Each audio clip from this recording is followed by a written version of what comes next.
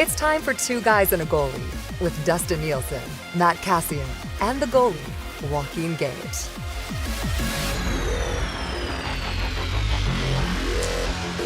Well, happy Thursday, everyone, and welcome to another episode of Two Guys and a Goalie. Nielson, Gage, Cass, and Salas with you. As always, Two Guys and a Goalie presented to you by our wonderful partners at CoolBet. Sign up for an account today at coolbet.com and you'll get a 100% deposit bonus on your initial deposit up to $200 when you enter the bonus code 2GUYS, the number 2 and the word guys. Chris Abbott from CoolBet Canada is going to join us a little bit later on. Obviously, we have one big topic to get to today and then a petite topic out east after we chat with Chris Abbott is Montreal. We could have done a whole episode just on what the Habs are doing, but the Edmonton Oilers making it official just before 9 o'clock this morning. Dave Tippett officially let go. Let's just dive right into it. Cass, let's start with you. You were obviously post game the last couple of games here for the Oilers, outscored 8-1 since firing things back up post break. There were some rumors that this might have happened two weeks ago, and then they put on a little bit of a run. Did it surprise you, the timing of it this morning, Cass? Let's start there. Well, it surprised me because of the timing of it. Tippett or Holland hasn't fired anybody ever over the course of the season, and he had been quite staunch in his stance that they weren't going to make any coaching changes. So it surprised me because I thought from a timing standpoint, it would have made more sense to do it a couple of weeks ago rather than today. But maybe enough is enough, and maybe it wasn't even necessarily Holland's choice. It definitely could come from Holland's boss and upper management, aka ownership, that made that decision, which is very possible. But really, when I look at it, and I told you guys this before we got on air, is Tippett basically implicated himself last night at the press conference, where he's like, "Oh, these guys haven't learned this. They're making these mistakes, and they get caught in between, and they haven't learned how." I'm like, "Isn't that your job as a coach? Didn't you basically say you didn't coach them properly?" So, I mean, maybe he did it to himself. Maybe they heard that press conference. They're like, wait a second. If you're saying the problem is these players haven't learned these things, ...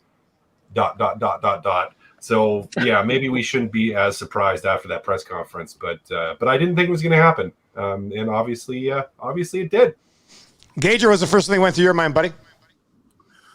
I kind of look back to his whole few years with the Oilers, and when he first got here, it seemed like he established a lot of structure that was needed with the Oilers, and then mixing the lines a little bit. And we talk about the nudie line that we wanted to see more of at a certain time, and then we got into that bubble, Dusty, and thinking back to that time and when things weren't going well, and seeing the normal stoic Tippett behind the bench. All of a sudden, you saw him. He was running up and down. The nudie line didn't get put together until the last few minutes of that series. And it just seems like over the past few years, it's been a constant shuffle of personnel.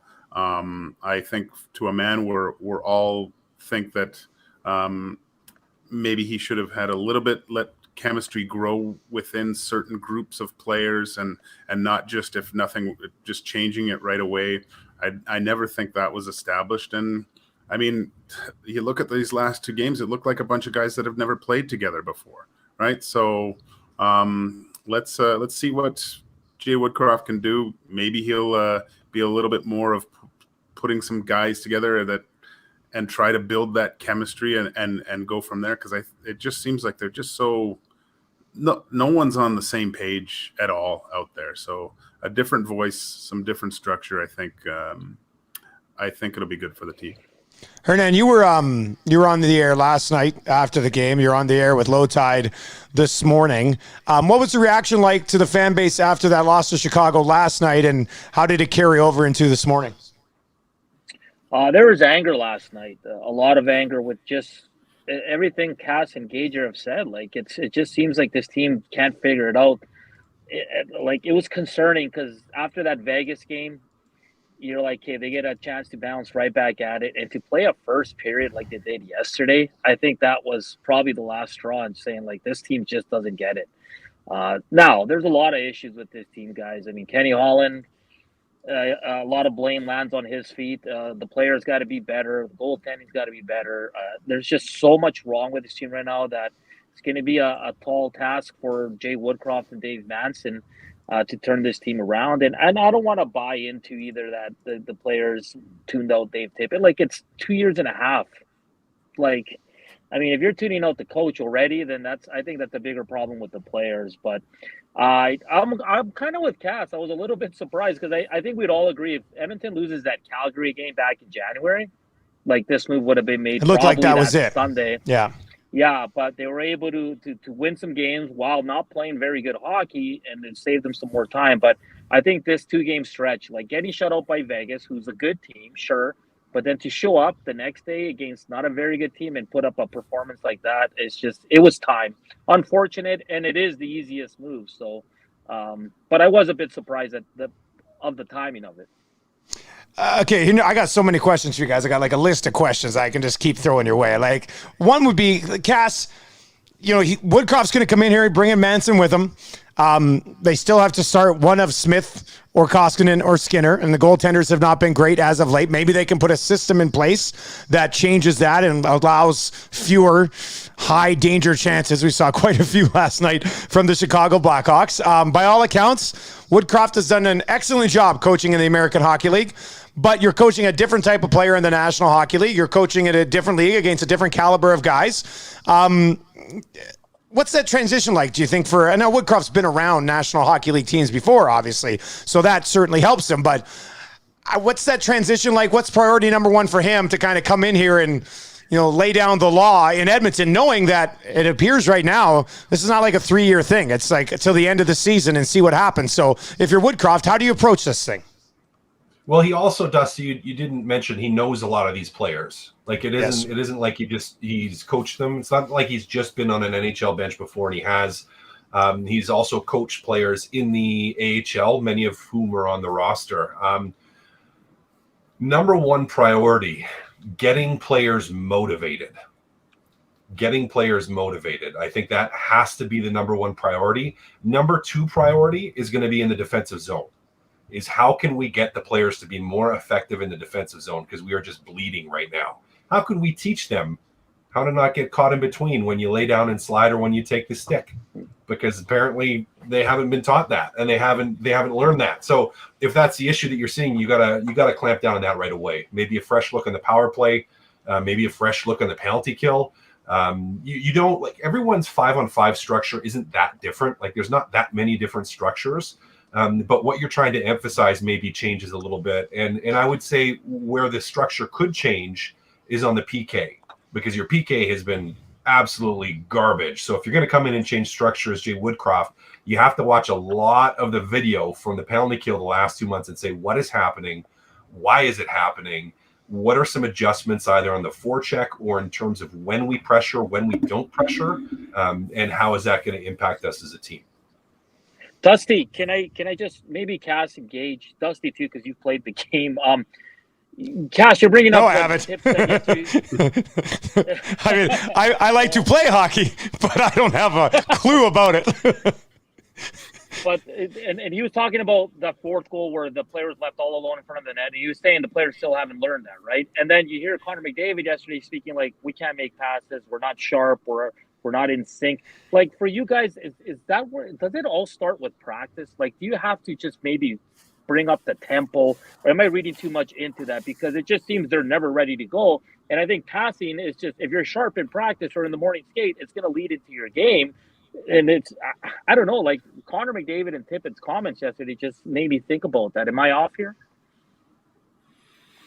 No, but there's just, you could name probably 20 things in that, Hernan, I think, of the reasons, right? Like, I think, and Dusty, you talked about it a lot on your show today, just the fact that they could never get a save. So 23 games allowing the first couple goals, and the constant opposing goalie out-dueling the Oilers goalie. Like, the only time that an Oilers goalie outperformed another goalie was that Winnipeg game, and it was Stuart Skinner, and that was an unbelievable performance by both guys.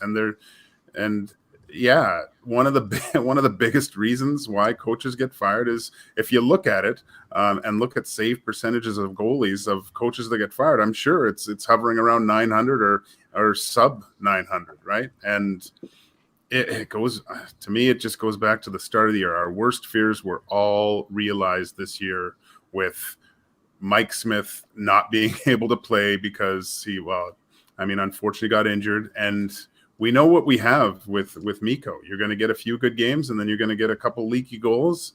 You'll get some okay performances. He might win you 1 or 2 games here or there, but not on a consistent basis enough. The only thing we really don't know, and who's got the best numbers of everyone so far, is Stuart Skinner, and maybe a coach that's used to having more relying on rookies and younger players. Maybe we'll see a little bit more of Skinner moving forward, because I think we know what we have with the other two. And to me, it won't be good enough to get to the playoffs this year. Yeah. Yeah. The Schmitty all of a sudden may not have as much leash as he did before.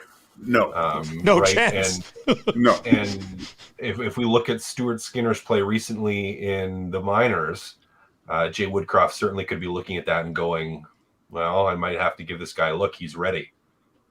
Very, very possible that we see that happen. Very possible that you see some of the young guys getting more of an opportunity and a little bit of a shorter leash. And they're on the old guys, and there may have to be a shorter leash on the old guys from Woodcroft. Maybe that's something that he comes in and does, is says, you know what, I'm going to hold people accountable here. Yes. You got away with a lot before. He kind of has to, doesn't he, Cass? Like that. He This has is your to. one opportunity. If you come in and don't have that attitude and a fresh start, I mean, if you can't get that grasp right away, I think that's tough to rein it in after, isn't it? Oh yeah. I mean, if I'm Jay Woodcroft, if we go into this first game, you know, you're not going to bench a guy on the first mistake he makes. and you probably, to be frank, you're probably waiting a game or two, like you want to watch and actually be on the bench for a game or two. But if you see a couple repeated things and you talk to a player about it, the first, like, I talked with you about this and you just did it again, you need to sit the guy. Yeah. And send a message here. Like, it can't be mess around time. You're going to just do whatever you want. It's going to be, no, you execute or you don't play. And obviously there's guys, McDavid, Draisaitl, where you're not going to, you can't bench those guys, but pretty much everybody else needs to be fair game. It has to be. Don't you think, Cass, though, if there's a game where there's 3 turnovers at the offensive blue line and it goes back the other way on an outnumbered chance, and if it is 97 or 29, don't you, if you send that message where, look, that's enough of that, and they miss that next shift, maybe the next one after that, don't you think that would resonate through the team? Like, oh my God, if he's willing, like there's never been a coach. If he's willing to sit Connor, he's going to sit anybody, right? If he's going to sit Draisaitl and make him miss a shift or two, he's going to sit anybody. And how about? Sorry, Gage. Go ahead, man. No, I was just going to say the Chris Joseph tells a great story of when he got traded to Edmonton, and he sat there, and Slats came in and just ripped Gretz. And so there was a big trade. There was a few guys, and all it did, well, Chris Joseph talked to us, oh my God, if he can talk to 99 like that and tell him how he's playing horseshit, what is he going to say about me? So there was just a little something small like that, or something like, even maybe talk to him before, just so he knows, or something like, I don't know, but something needs to be done where, like, we've all said it so much today already, is accountability throughout the whole lineup. And it's just not there. There's always going to be different sets of rules for certain players. I understand that, but for the whole, on the whole, it everyone has to be accountable, and we just haven't seen that. And I just want to add to that, like, one of the biggest parts of the Oilers games that's just fallen off the cliff is the power play. And you're seeing Connor, Leon, and Nuge yesterday. They played every minute of the power play. Like, dead tired, they played no 6.5 of like 7.5 minutes. Does Jay Woodcroft change that? Does he build 2 units? If the first unit's not going, or you were on the ice for a minute before the power play, does he say, no, we're going with fresh guys? Because Dave Tippett wouldn't go away from that. And I understand why, obviously, because you have McDavid and Draisaitl. But at certain times, guys, I think we could all agree that he needs to go with some fresh guys. Look at Toronto. Their first unit was struggling, and Keith started throwing out the second unit first. They were scoring, but still, there was something there, and you saw the first guys come back, and there was that hunger to get we got to score, or else we're not going to see just something like that is. Everyone's got that competitive fire. You throw a second unit on, you don't think those guys are going to try to score and try to stay out there more? Of course. And maybe that's how you send your message instead of actually benching McDavid or Draisaitl. I mean, that's a way if guys are making repeated mistakes to send a message is to, even if they're fresh, you start a second unit PP. And you put, your top guys on next, so they still get a little bit of power play time. That would be so stunning to see, because here it's always just that sends a message. No matter what, they start, right? Yeah, I agree, Cass. I totally get it. Like, accountability can't be for 85% of your roster. Accountability has to be 100%, or it doesn't mean shit.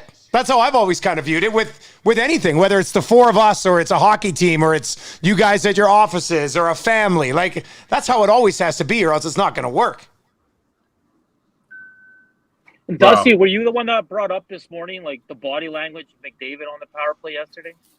Well, I don't know what's going on. I was going to talk about McDavid here too. There was the one play on the power play where like the puck came back out to the neutral zone and it kind of sort of headed back down the ice a bit.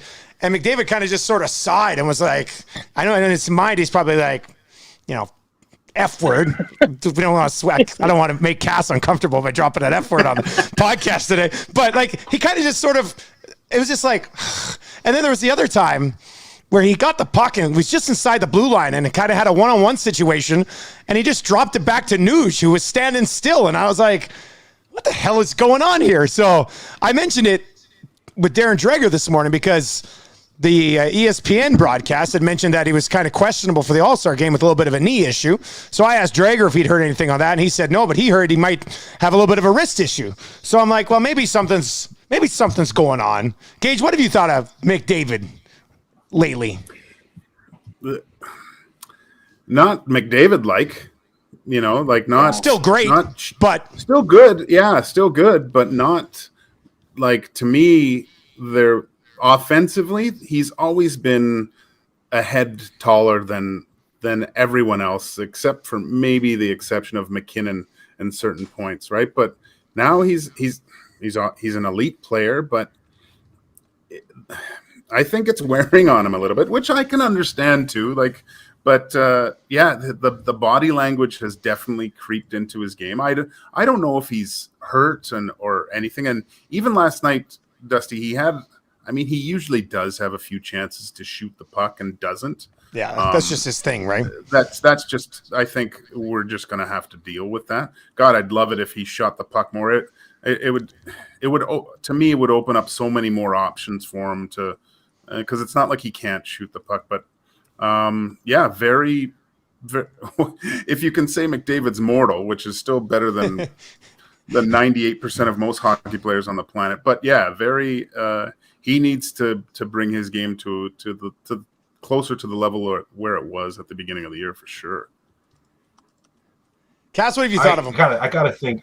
I was gonna say I gotta think there's something going on, and I hadn't thought about it too much. But really, when was the last time we saw him just absolutely explode and take over a game or just dominate a period to the point where you're just like, whoa, there he is. Like, he's still been really good, but yeah, you gotta wonder if there's something going on. If you go into my I tweeted quickly about it last night, and if you go into my mentions, somebody was like, I was at the game and I noticed that 2 months ago he would be at the end of warmups flying around the circle, taking passes and one time and then quickly into the net. And this guy actually tracked down warm-up video from 2 months ago and then last night.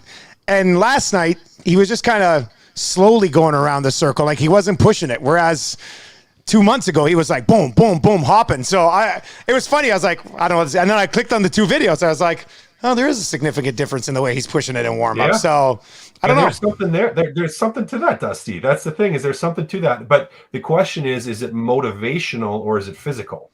That's the thing. You're Is right. it motivational or is it physical? Because it doesn't say that it's a physical thing. It could be just an emotional where he's at right now mentally with the way the team is playing things. So is there a difference? Okay. I would watch that and go, there is something to that. I don't think whoever that fan was that tweeted that, that's legitimate and good on him or her for observing that. Like it's real. It's just, is it emotional, and can Woodcroft pull that emotion back, or is there actually something physically going on? Before we bring in Chris Abbott, and just quickly, if somebody wants to see those videos, go to my tweet last night where I had retweeted Gazzola's thing about ESPN talking about McDavid. Scroll down and you'll see one tweet with 2 YouTube links in there. And click on the 2 YouTube links, and one is a warm-up like 6 weeks ago, and one was a warm-up in these last 2 games. And you can see there's a difference with the way he's pushing it near the end of his warm-up. So something to think about there. Okay, we've got Chris Abbott from Coolbet coming up. He is going to join us. Before we go there, I want one more on the Oilers just for you guys. When you're a team that is obviously struggling, your head coach that you've had for 2.5 years and couldn't get you over that hump. It's not just on him, it's on everybody. He's gone. And now, by all accounts, you get a guy until the end of the season. And if it goes really well, maybe he's going to be around. Cass, is that, like, what's your mindset as a player when you're like, well, if it doesn't work the next 2 weeks, this guy's gone at the end of the year anyway, too, as opposed to, oh man, this is our guy for the next 3 years. We better get our shit together. Like, where is that a thing? I guess is what I'm asking you. I don't know. Like, maybe for some guys, probably for guys that if you have a run-in with Woodcroft or you don't like him, maybe that's what you're thinking. But for other guys, you're thinking, well, you know, if we play well here, if I do well, it's a fresh start. Maybe he likes me. Maybe I've had good interactions with him. And you want to go out and you want to basically prove that, you know, you played bad, but it wasn't the coach's fault before. And I don't know, you want to establish yourself with a new coach. But yeah, it's an interesting situation because you don't know. Like it creates uncertainty for the future. And as a player, your whole motivation has to be, I want to create some certainty for my own future, because if he does end up being here, and if he does get a contract, he's probably not going to get a 1-year contract. Like he's going to be the guy. He's going to get three probably, right? So you can't, I don't think, slip into that mentality. Although I wouldn't be surprised if some guys do get to that point. Is it far too risky, guys, to give them a contract, or do you just have to see what they do this year and then go from there? Because I mean, the next coaching hire for this team, which is Woodcroft and Manson right now, they have to get it right. I think he's in term till the end of the year, see how it goes, and that's it. But for the guys that you know, the bottom 6, definitely a breath of fresh air and wanting to prove yourself to the new guy. I think it doesn't matter what industry or what you do for employment or anything. If you get a new boss, I think for the most part, most people will think, I got to impress the new guy because I want more responsibility, or I want to do well. I want more playing time. So this is where that bump comes in, right? This is where a bunch of guys start reaching down a little bit and grabbing something extra to impress. I'm excited to see just a little bit of a change, and like we said, with that, maybe looking at a few other guys that he's a little bit more familiar with from the minors, because we know that Tippett leaned heavily towards for a veteran presence and lineup. We'll probably see more of Tyler Benson, boys?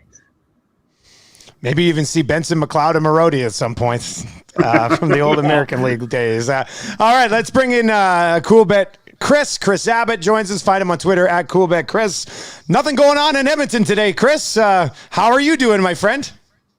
Goalie coach still got a job? He does, actually. Yeah, that's what I figured. Yeah. Just calling back. Listen, I don't think that's the issue, but just calling back to our conversation a few weeks ago, like the guy escapes more than Donald Trump. Like, it's unbelievable. Chris, my resume's in there. I dropped it off this morning. That's why I'm in the office. Actually, I had to punch it up a little bit. Gager, you better be next in line, man. Like, first of all, I mean, why not? Look at the experience. Look at the experience factor. I would be I would be draped in Cool Bet stuff behind, like, everywhere too. Like, that's the thing. It would just be great. Morning They'd think skate brought to you by Cool Bet. I love it. Chris, I was. go ahead, Gager. Go ahead. I wanted to say, because I watched that Leafs game the other day against the Hurricanes, because I was interested to see how they matched up, and seeing Freddie Anderson come back to Toronto, and it was a fantastic game. I really thought that the Hurricanes were going to pound them there, because it seemed like they had them hemmed in their own zone for like 7 minutes. Even though the Leafs had the puck for the most part, the Hurricanes are a pleasure to watch. But I mean, the Leafs come back and win that game in OT. What does winning that game really change their attitude to what they can do this year? Because that's a real character building win, I thought, for the Leafs, and seeing how Jack Campbell played and going up against his old partner there. I just felt like Marner scoring on the power play. It seems like a lot of things were clicking for him in that game, and beating what a lot of coaches are saying the best team in the league right now. So are they true believers now? Well, I mean, I think the good thing for the Leafs is that they've done that a few times in the last few weeks. They've fallen down and found a way to come back and win. Not against a team as good as Carolina, mind you, right? Like, I think they did it against Chicago and Detroit, and maybe even the Oilers. But teams that haven't, although the Red Wings have been pretty good lately. So I think that's certainly a confidence boost. But the Leafs still have the same problem. They're small on D. If they can add a defenseman at the deadline, maybe two, then I think their forward group's good enough. I think their goaltending's good enough. But Timothy Liljegren's not going to push around many big guys in front of the net come playoff time. So I think we're still at the point where these guys are a good regular season team. I didn't see that game because I was on an airplane licking my wounds as I made my way back from Las Vegas. But I will tell you this about Freddie Anderson is that when the game doesn't matter, fantastic. Because in Las Vegas this weekend, he cost me money by playing awesome. But it's my fault for betting on the All-Star game. Yeah, you can't bet All-Star games, buddy. That's just man. What a commitment to the gig to be betting the All-Star game. Well, I was there, right? So I had to have money on it. I bet on the Pro Bowl the next day too. But I went to so they played the semifinals, and I got them both wrong, and then that was it. I left before the final was over. I stayed to watch Machine Gun Kelly, which was the most disappointing thing I've ever seen in my life. I think you saw my tweet. I said, "Oh, Machine Gun Kelly, I've seen him. Like, I had just missed Megan Fox, when I went one place, but I was like, this is like shitty Blink-182. That's exactly what I don't even know if I've ever heard any of his music, guys. I thought he was like a rapper. I thought he was like an Eminem. That's what I thought so too. I knew they had like beef or whatever. I didn't hear about him until he went at it with Eminem, and I was like, who's this guy? And then you're right. I thought he was a rapper, and then apparently he's not. No, not at all. And the only time I've ever seen him was like clips that come up on your feed from like Ellen, because he was there with his girl, right? So anyway, that was disappointing. Then we left. You know what made me the most jealous? Connor's a fan. Yeah. Oh, there you go. Connor Halley's a fan? Yeah. All right. No, Connor McDavid. That's right. He got his picture with Machine Gun Kelly. That's right. There you go. I thought you froze with your finger covering your picture there. Chris, I was jealous. I think I saw you tweet out a video from the piano bar in New York, which just happens to be my favorite place in all of Vegas. So when I saw you put that out there, I was just like, he's at my place. I love that place. That is my place. I didn't know this. We haven't had this conversation. Yeah. So it's called the Bar at Times Square. Nothing fancy about it whatsoever. Like the VIP tables are like from like the fish and chips place down the street. Like it's the classic old like green aqua tiling square. But this place, man, these guys are unbelievable. The same people have been playing there for years. Going back in a couple of weeks to see Metallica, but I'm just as excited about the performance at New York.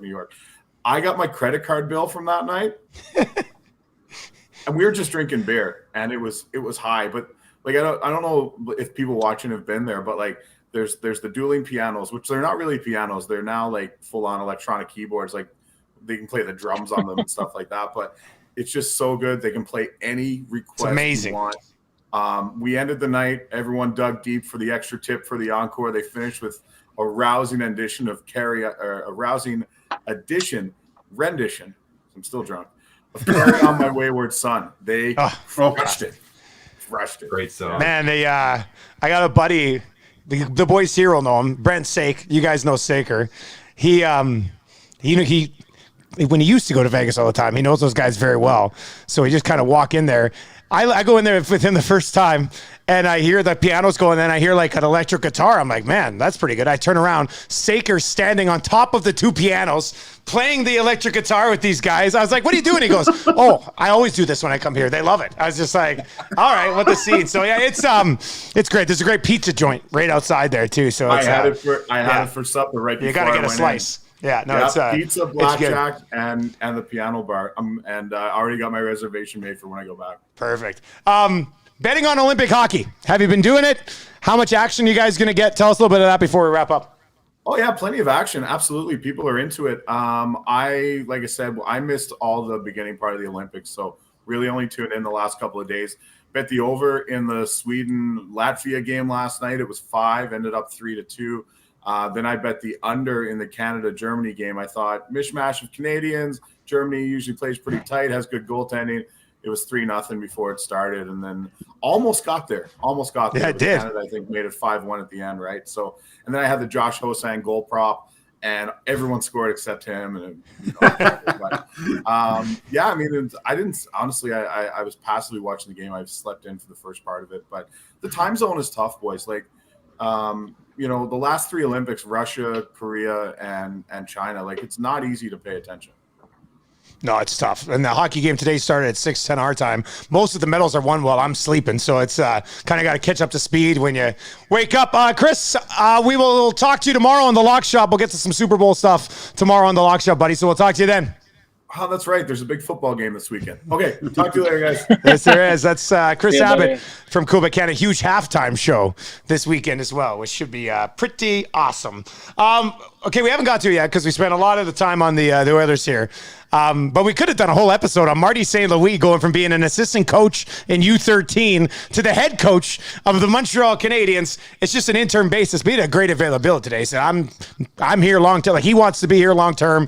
Talked about proving a lot of people wrong throughout his career. He wants to do it again as a coach. Also said, I've never been behind the bench, but I've been on the bench in a lot of different situations with players and things like that, which kind of makes sense, but I was still stunned when I saw this.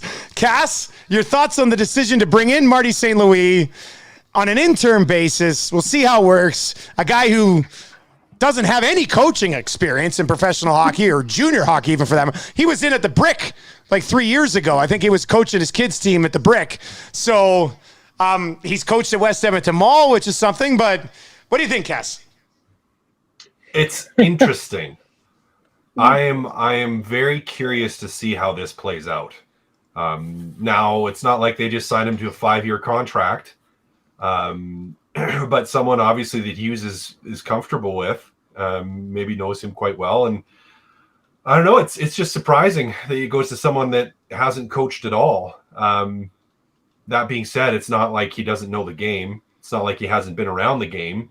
It's not like he wasn't a good teammate. It wasn't a leader and wasn't probably very involved when he was in Tampa with what was going on. So it's going to be interesting. I mean, I don't know him, so I can't speak into what it's actually going to be like. We know he's competitive. We know he has a high level of work ethic and high expectations of his teammates. So I would assume he's going to have the same thoughts and same, approach to how he's going to coach. But for someone that hasn't done it before, like it's just different. Coaching is different than playing. So who knows exactly how this is going to turn out. I'm not going to sit here and be negative on it because he could turn out, just from a personality standpoint, what I understand, he could turn out to be a really good coach. But we just don't know yet. It's just like a massive unknown. So I'm just kind of curious and excited to see how it pans out. And the more teams that do things like this and take chances on that, the more teams I think you'll see get out of some of the old guard and recycled coaches to just kind of keep going through over and over and over again. So it's an interesting situation. Yeah, it's. I think it's great. It's crazy. So many coaches on the south side of the athletic club are all pumped up and thinking there's a chance they could be coaching the Oilers here pretty soon. It's. I don't know, man. That's tough. Obviously, he's been on an NHL bench for a long time and knows how that works. But man, to be coaching kids to the best league in the world, that's quite the jump. So, and it's not like he's doing it in like Nashville after a horrible season. I mean, he's the head coach of the Montreal Canadiens. Like, I mean, but what? Luke Richardson's there. He'll have some good people to lean on and things like that. So maybe he's more of a figurehead than anything else. But yeah, that's a lot of people are going to start watching those games. That's for sure. Did I see that Vinny Lecavalier was heading there too? Like obviously in a different role, or is that just rumors? You must have dreamt that. I haven't seen that. Brad Richards going to get the call too. And there's some talented guys. Hey, St. Louis, Lecavalier, Richards. I saw it on Twitter from just saying that it was rumored that he'd go there. So maybe it wasn't my dream, but that was the one guy that I always wanted the Habs to trade for. Here we are. This was last night. Marc-Olivier Baudin hearing Vinny Lecavalier will be named assistant GM to Kent Hughes. Could be announced as soon as tomorrow. That was yesterday. Yeah. So, yeah. Huh. Is Interesting. Chris The Dignan new going to be old the boys strength and club. conditioning coach? Get Manon Rayome as the goaltending coach. Let's get that going. That'd be all right. All right, well, big episode today, obviously. We'll have a good read. Well, not a good read, but we'll have a first impression of Jay Woodcroft's Edmonton Oilers by the next time. Couple of impressions, I guess, actually, by the next time we catch up on Monday. Boys, hey, have you guys watched the episode 7 of Boba Fett yet? Not yet. I got to Tonight. Boys, I'll just say this. Incredible. It was just like, for the most part, it was pretty much just full on, for fans. Like, you're just like, oh my God, it was so good. So good. I don't even want to hear it. I took my headphones out. Sorry, Cass. All right, boys. Good episode today. Have a great weekend. We'll break down the new look Oilers on Monday's episode of Two Guys and a Goalie. We'll talk to you then, guys. Yep.